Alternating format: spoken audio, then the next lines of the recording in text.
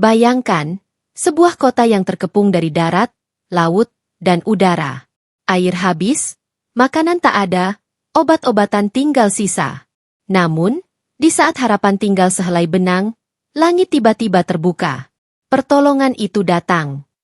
Assalamualaikum warahmatullahi wabarakatuh, saudaraku yang dirahmati Allah dimanapun Anda berada. Selamat datang di channel ini. Semoga Anda semua dalam keadaan sehat walafiat dan tidak kekurangan suatu apa. Hari ini saya ingin membagikan kisah yang bukan hanya tentang perang, tapi tentang iman, keberanian, dan janji Allah yang tak pernah dusta. Kalau hati kalian tergetar menonton video ini, jangan biarkan berhenti di sini. Bagikan kisah ini ke teman-temanmu. Tulis di kolom komentar, pray for Gaza atau doa terbaikmu untuk mereka. Mari kita jadikan cerita ini sebagai pengingat, bahwa dalam setiap gelap, Allah selalu punya cahaya. Jangan lupa siapkan secangkir kopi panas dan pisang gorengnya, untuk menemani Anda menyimak kisah ini. Mari kita mulai saja kisahnya. Langit Gaza sore itu kelabu, seperti berkabung atas nasib tanah yang telah puluhan tahun diliputi derita. Awan pekat menggantung berat, menutupi sinar matahari, sementara aroma mesiu dan debu bercampur di udara. Jalan-jalan yang dulu menjadi tempat lalu lalang kini, hanya lorong sunyi di antara bangunan yang runtuh. Dinding-dinding retak dan tiang beton yang miring menjadi saksi bisu atas dentuman bom yang tak kunjung berhenti. Di tepi runtuhan sebuah masjid, seorang perempuan parubaya bernama Aisyah duduk bersandar pada tembok yang nyaris roboh. Jilbabnya penuh debu, wajahnya pucat, dan matanya memerah karena kurang tidur. Di sampingnya, seorang pria berusia sekitar 40 tahun, Khalid, tengah memeriksa sebuah radio tua yang mereka sembunyikan dari pengawasan drone. Aisyah, Khalid berbisik, mereka memberi ultimatum, 12 hari untuk meninggalkan wilayah ini. Setelah itu, tidak ada yang selamat. Aisyah menatap lurus ke depan, tanpa ekspresi. Kemana kita akan pergi? Khalid? Wilayah selatan pun dibombardir. Mereka ingin kita lari hanya untuk mati di tempat lain. Sementara di Tel Aviv, Benyamin Netanyahu berdiri di hadapan kabinetnya. Suaranya keras, tatapannya tajam. Kita akan menguasai Gaza sepenuhnya. Hamas harus dilenyapkan. Kita akan pastikan mereka tidak pernah lagi menjadi ancaman bagi Israel. Di ruangan itu, sebagian menteri mengangguk setuju, terutama dari sayap kanan yang fanatik. Namun seorang pejabat keamanan senior memberanikan diri berbicara. Tuan Perdana Menteri, serangan total ini akan membunuh puluhan ribu warga sipil. Dunia akan menuduh kita melakukan genosida. Netanyahu membalas dengan tatapan dingin. Mereka yang melindungi Hamas adalah bagian dari Hamas. Ini perang. Kita tidak akan berhenti. Di Gaza, kabar ultimatum itu menyebar seperti angin panas. Di sebuah bangunan setengah hancur yang dijadikan tempat perlindungan, puluhan warga dewasa duduk berdesakan. Mereka mengobrol pelan, wajah-wajah letih itu penuh kecemasan. Bantuan pangan masih tertahan di Rafah, kata seorang pria bertubuh kekar bernama Mahmud. Air bersih tinggal untuk 2 hari. Rumah sakit sudah tidak menerima pasien baru. Seorang perempuan yang duduk di dekatnya, Leila, menatap lantai dengan mata berkaca-kaca. Mereka memang ingin kita kelaparan. Mereka pikir jika kita putus asa, kita akan menyerah. Dari sudut ruangan, seorang ustadz tua berdiri, memimpin doa. Suaranya berat namun tegas. Saudara-saudaraku, bersabarlah. Allah bersama kita. Jangan biarkan kezaliman memadamkan iman kita. Setiap napas yang kita ambil adalah bentuk perlawanan. Hari ke-12 batas ultimatum pun tiba. Malam mulai turun. Suara dengung pesawat tempur terdengar di kejauhan, disusul letupan artileri. Aisyah menoleh ke Khalid. Kalau mereka masuk malam ini, kita tidak akan punya banyak waktu. Khalid mengangguk pelan. Maka kita harus siap. Tidak hanya dengan senjata, tapi dengan keyakinan. Mati syahid lebih mulia daripada hidup terjajah. Dentuman keras mengguncang bangunan, membuat debu berjatuhan dari atap. Lampu-lampu darurat padam, meninggalkan kegelapan total. Di luar, kilatan cahaya menyapu langit Gaza, seakan mengumumkan bahwa malam itu hanyalah awal dari neraka yang lebih besar. Terowongan bawah tanah di bagian timur Gaza itu gelap, pengap, dan berbau lembab. Lampu-lampu redup menggantung dari kabel yang diselipkan di dinding, bergetar pelan setiap kali ledakan di permukaan mengguncang tanah. Dari kejauhan, terdengar suara gemuruh berat tank-tank Israel yang semakin mendekat, seperti langkah kaki raksasa yang tak terbendung. Di ruang pertemuan yang tak lebih besar dari aula kecil, para komandan Hamas duduk melingkar di meja besi sederhana. Abu Khalid, seorang pria berusia 45 tahun dengan wajah keras dan sorot mata yang selalu tampak seperti bara, memimpin rapat itu. Tangannya masih berbalut perban akibat luka pertempuran beberapa hari lalu. Kita semua tahu, Abu Khalid membuka rapat dengan suara rendah namun penuh tekanan. Netanyahu tidak akan berhenti sampai Gaza menjadi puing dan kita semua menyerah. Mereka tidak hanya ingin menghancurkan Hamas, mereka ingin memusnahkan kita semua, rakyat, sejarah, dan tanah ini. Seorang komandan muda, Farhan, menyela. Kalau begitu, mengapa kita tidak mencari jalan untuk bernegosiasi? Setidaknya kita bisa menyelamatkan warga sipil dari penderitaan yang lebih besar. Tidak semua dari mereka siap mati di tengah perang ini. Ucapan itu membuat ruangan menjadi tegang. Beberapa menoleh ke arahnya dengan tatapan tajam. Abu Khalid menghela napas panjang, lalu menatap Farhan. Negosiasi dengan mereka?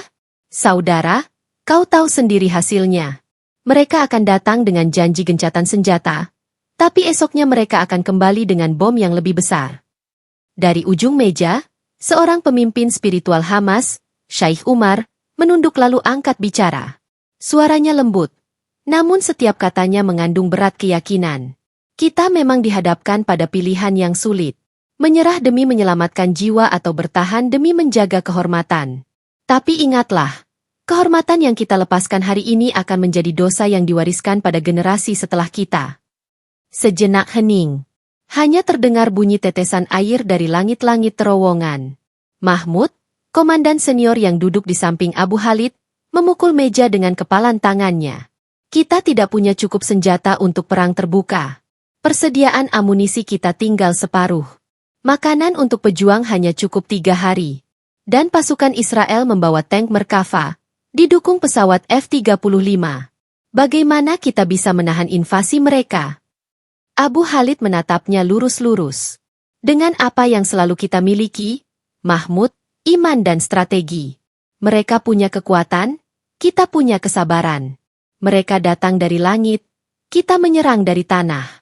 Mereka memandang kita sebagai tikus di dalam lubang, tapi tikus yang siap menggigit sampai mati.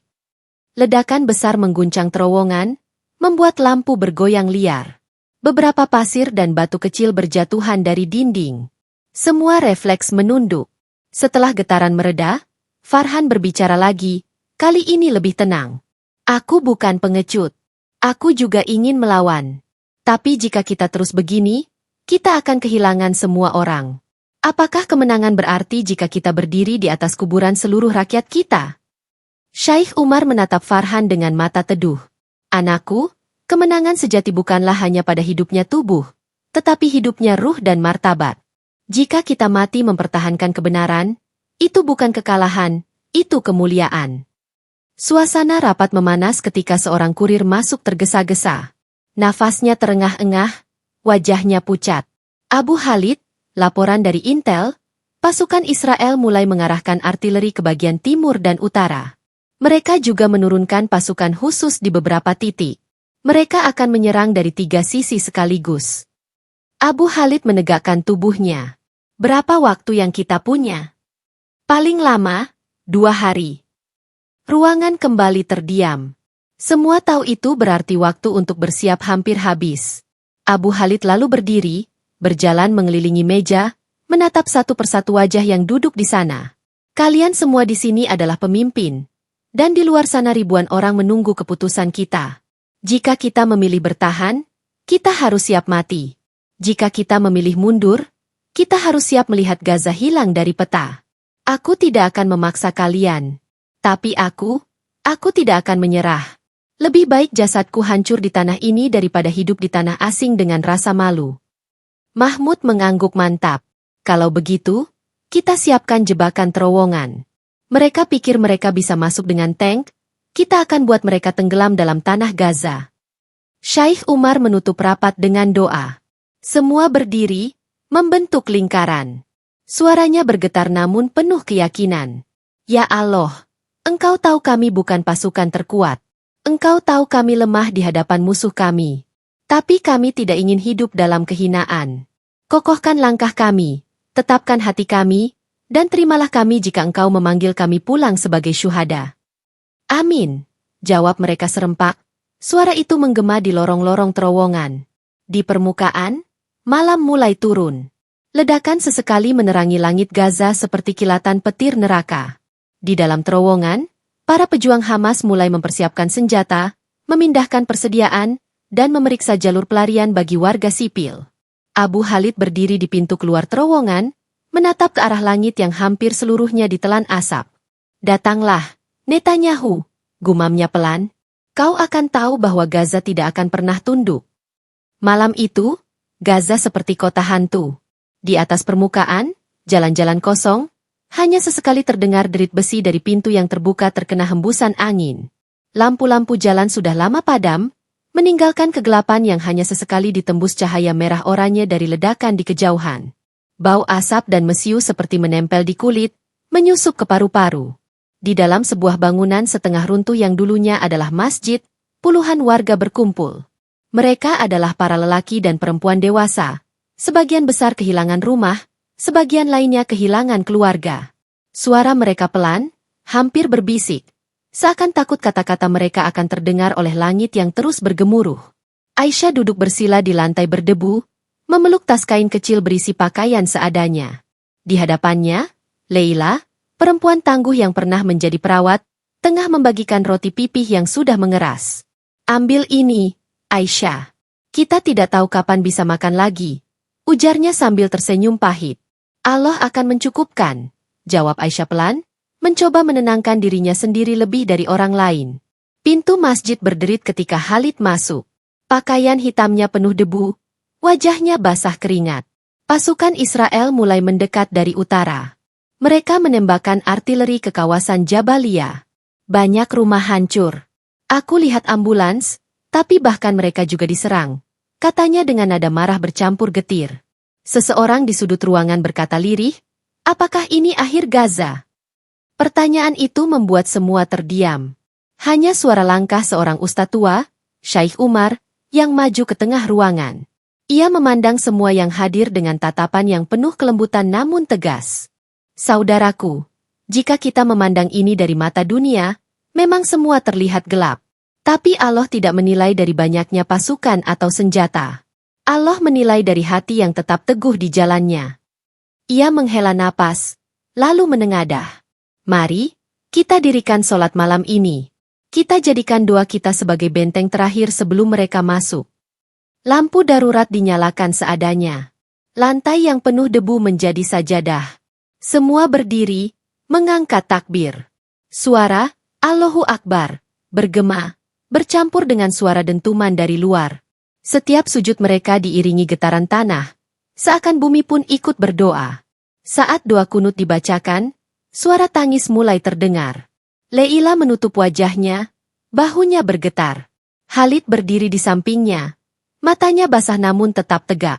Aisyah memejamkan mata, berbisik di antara doanya, Ya Allah, jika Engkau menuliskan kematian untukku malam ini, matikan aku sebagai orang yang beriman.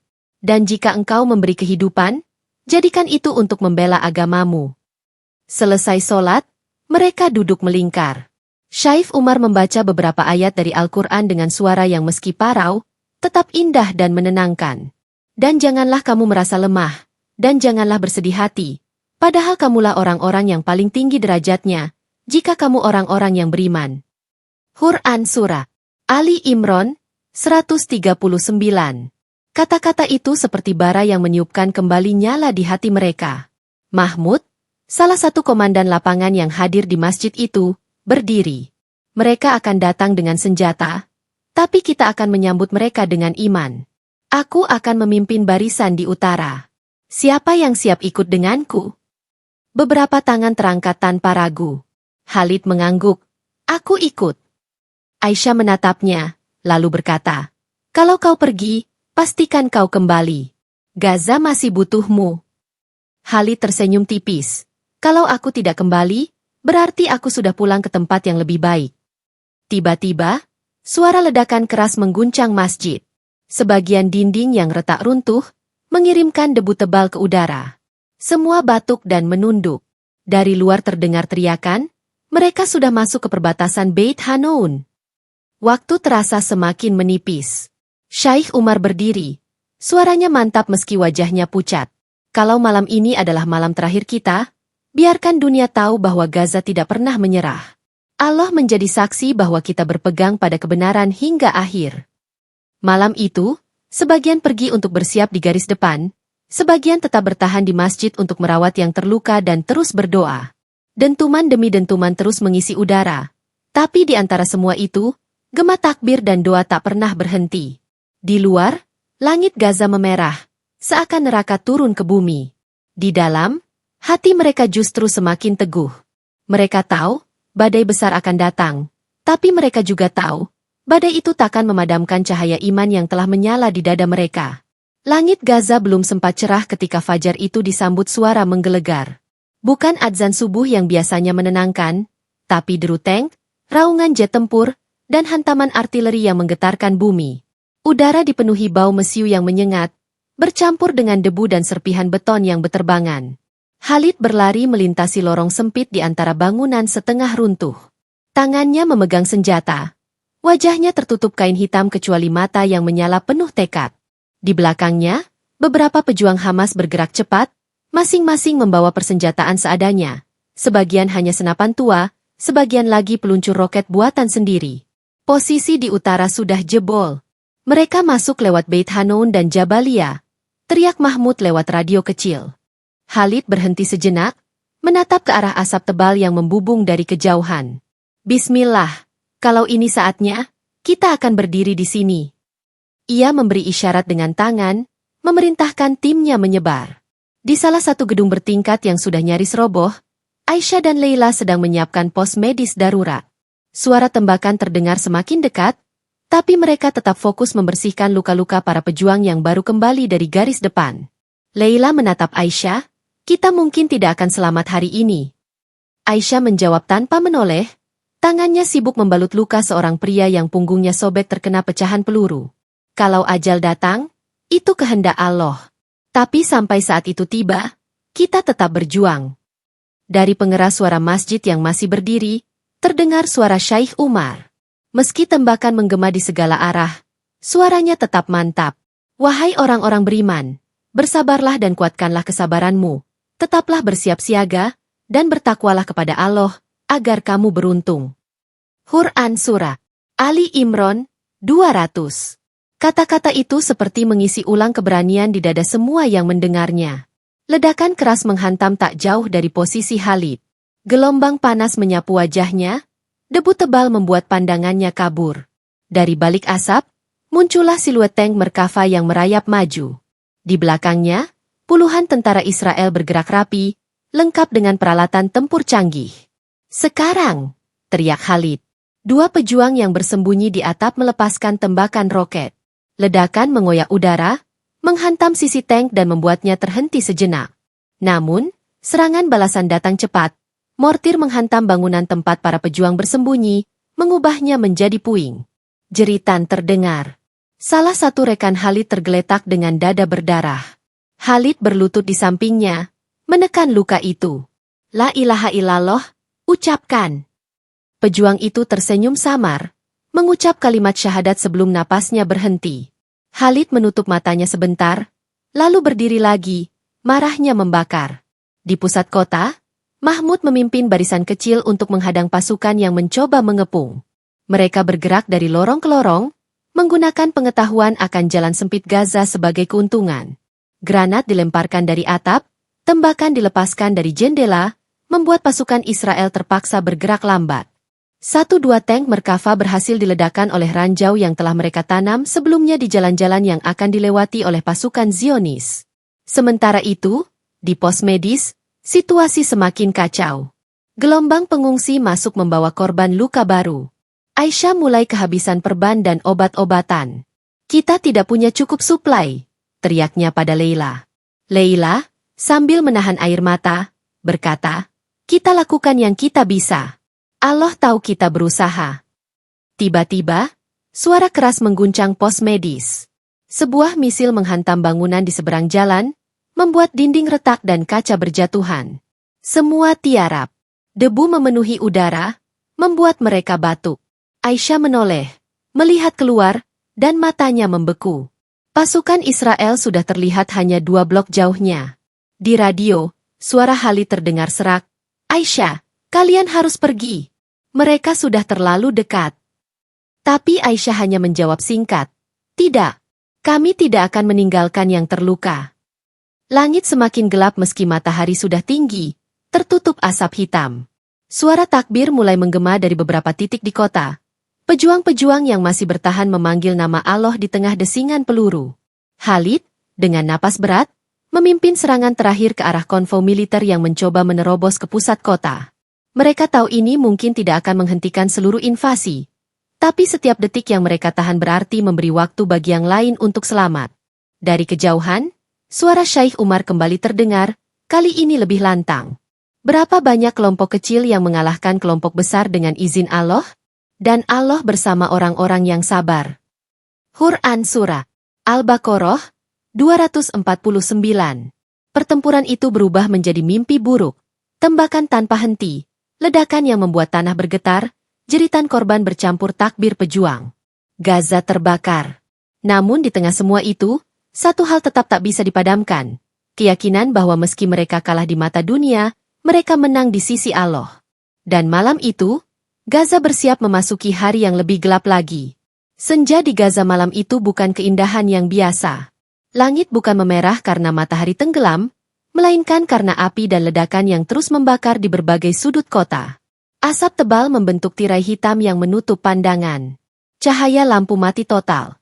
Hanya cahaya tembakan, ledakan, dan nyala obor dari bangunan yang terbakar yang memberi sedikit penerangan. Khalid bersembunyi di balik dinding runtuh, menatap ke arah utara. Lewat celah sempit, ia melihat siluet pasukan Israel yang kini sudah menyebar sampai ke jantung kota.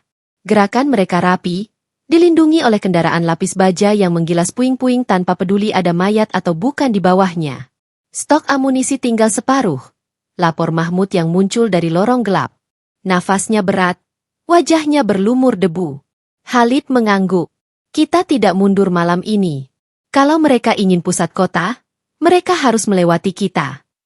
Sementara itu, di pos medis yang kini berpindah ke ruang bawah tanah sebuah bangunan masjid, Aisyah dan Leila bekerja dalam kegelapan, hanya ditemani lampu minyak kecil.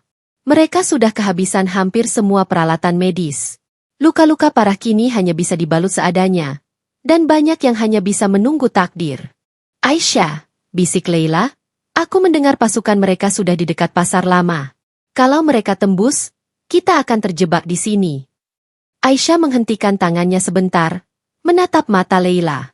Kita tidak lari. Kalau kita tinggalkan mereka sekarang, kita akan menyesal seumur hidup. Di atas tanah, suara tembakan semakin intens. Hamas dan para pejuang lokal yang tersisa menggunakan setiap lorong sempit sebagai benteng. Mereka bergerak dari satu titik ke titik lain, menembak lalu menghilang sebelum dibalas. Namun, pasukan Israel bukan tanpa persiapan.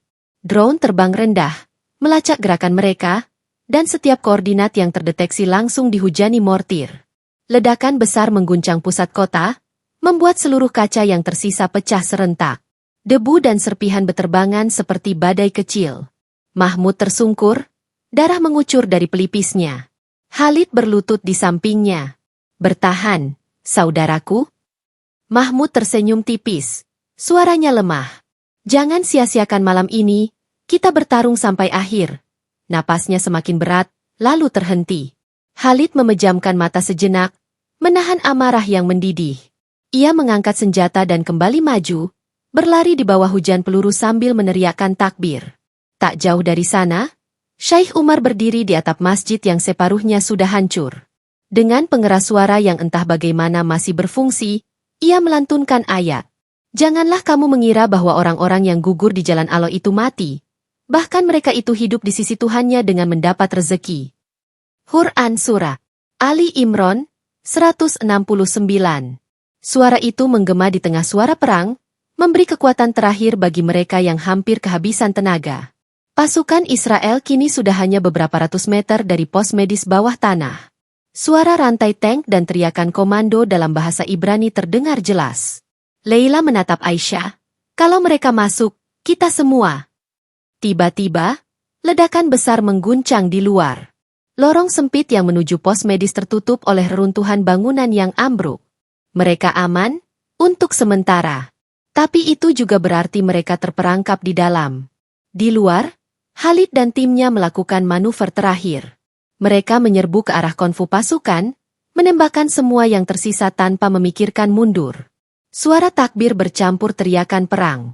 Satu demi satu pejuang tumbang, tapi mereka tidak berhenti. Langit malam Gaza terus bergetar oleh dentuman artileri. Di setiap sudut, api membakar. Bau mesiu bercampur darah memenuhi udara. Ketika jarum jam mendekati tengah malam, hanya tersisa segelintir pejuang yang masih berdiri. Khalid, terengah-engah, berdiri di antara puing-puing, menatap ke arah pasukan Israel yang mulai menguasai alun-alun kota. Dari pengeras suara masjid yang setengah roboh, suara Syekh Umar terdengar untuk terakhir kalinya malam itu. Dan barang siapa yang berjihad di jalan kami, niscaya akan kami tunjukkan kepadanya jalan-jalan kami. Dan sesungguhnya Allah beserta orang-orang yang berbuat baik. Quran Surah Al-Ankabut 69. Di kejauhan, suara serangan udara kembali meraung, lebih keras dari sebelumnya. Khalid menutup mata, menarik napas panjang. Ia tahu, malam ini belum berakhir, dan hari esok mungkin lebih gelap. Gaza memasuki titik di mana doa dan darah menyatu di tanah yang sama. Malam di Gaza masih dipenuhi gemuruh ledakan. Api membakar pasar lama, alun-alun kota sudah dikuasai pasukan Israel, dan suara tank menggeram di jalan-jalan sempit. Khalid, dengan tubuh penuh luka, merangkak di antara puing-puing untuk mencari siapa saja yang masih hidup. Aisyah, Leila, suaranya serak, hampir tak terdengar. Dari celah reruntuhan, Aisyah muncul bersama Leila dan beberapa warga yang selamat. Wajah mereka pucat, mata merah karena asap. Mereka berhasil keluar dari pos medis yang tertimbun sebagian, tapi jalan di depan mereka penuh patroli musuh. Tidak ada jalan keluar, gumam Leila. Khalid menatap ke arah utara. Di sana, cahaya lampu sorot pasukan Israel bergerak cepat, tanda mereka semakin dekat. Ia sadar, jika bertahan di sini, hanya tinggal hitungan menit sebelum semuanya berakhir. Namun tiba-tiba, langit di atas Gaza berubah. Angin kencang bertiup, membawa debu dan pasir hingga pandangan menjadi kabur. Dari ufuk barat, awan hitam tebal menggulung dengan cepat.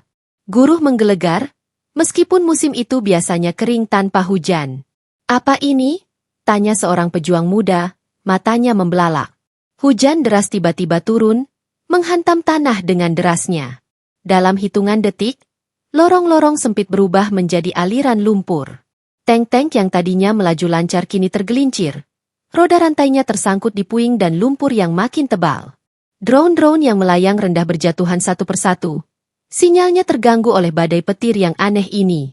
Cahaya lampu sorot musuh meredup, terhalang derasnya hujan dan debu yang bercampur. Di tengah kekacauan itu, Khalid memandang ke langit. Ia melihat seberkas cahaya aneh menembus awan tebal, jatuh tepat di antara posisi pejuang dan pasukan Israel. Cahaya itu bukan ledakan, bukan juga flare buatan. Terang, lembut, tapi membuat pasukan musuh terlihat panik dan kehilangan arah. Suara Syekh Umar kembali terdengar entah dari mana, meskipun pengeras suara masjid sudah hancur. Bukankah kami telah memberi kemenangan kepadamu ketika kamu dalam keadaan lemah? Maka bertakwalah kepada Allah agar kamu bersyukur. Quran Surah Ali Imran 123. Pasukan Israel mundur beberapa ratus meter, mencoba bertahan di posisi yang lebih aman. Mereka seperti melihat sesuatu yang tidak dilihat oleh para pejuang Gaza. Kesempatan itu dimanfaatkan Khalid. Kita keluar sekarang, teriaknya. Dengan hujan deras sebagai perlindungan, mereka bergerak cepat menuju terowongan kecil yang mengarah ke wilayah selatan. Aisyah membantu Leila yang hampir pingsan, sementara pejuang lain menutup jejak mereka dengan puing-puing. Ketika mereka tiba di ujung terowongan, hujan tiba-tiba reda.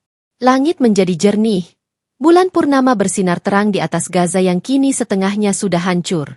Dari kejauhan, mereka mendengar suara adzan subuh berkumandang, entah dari masjid mana, karena hampir semua telah runtuh.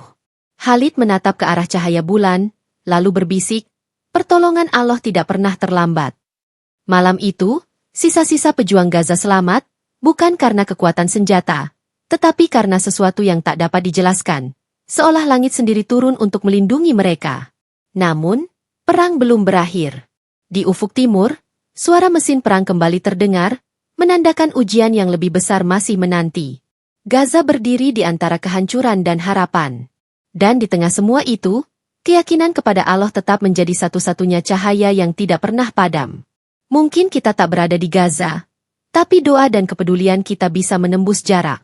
Karena Gaza bukan sekadar tempat di peta. Gaza adalah simbol keteguhan hati. Dan malam itu, ketika dunia mengira semuanya berakhir, Allah membuktikan, pertolongannya selalu datang pada waktu yang tepat. Allahu Akbar. Gaza tetap hidup. Ya Allah, turunkanlah keadilan-Mu di muka bumi. Selamatkan saudara-saudara kami di Palestina dan di seluruh penjuru bumi yang tertindas. Hancurkanlah kekuatan kaum zalim, dan kuatkanlah hati kaum mukmin yang berjuang di jalan-Mu. Jangan biarkan kami menjadi saksi yang diam atas kejahatan. Jadikan kami bagian dari pembela kebenaran, walau hanya dengan doa dan air mata. Amin ya Rabbal Alamin. Semoga kisah ini menjadi bahan renungan untuk kita semua bahwa kesombongan manusia tak pernah menang melawan keadilan Allah. Jangan pernah berhenti mendoakan saudara-saudara kita yang tertindas, dimanapun mereka berada. Sampai jumpa di kisah selanjutnya. Dan ingat, langit tak pernah diam saat kezaliman merajalela. Wassalamualaikum warahmatullahi wabarakatuh.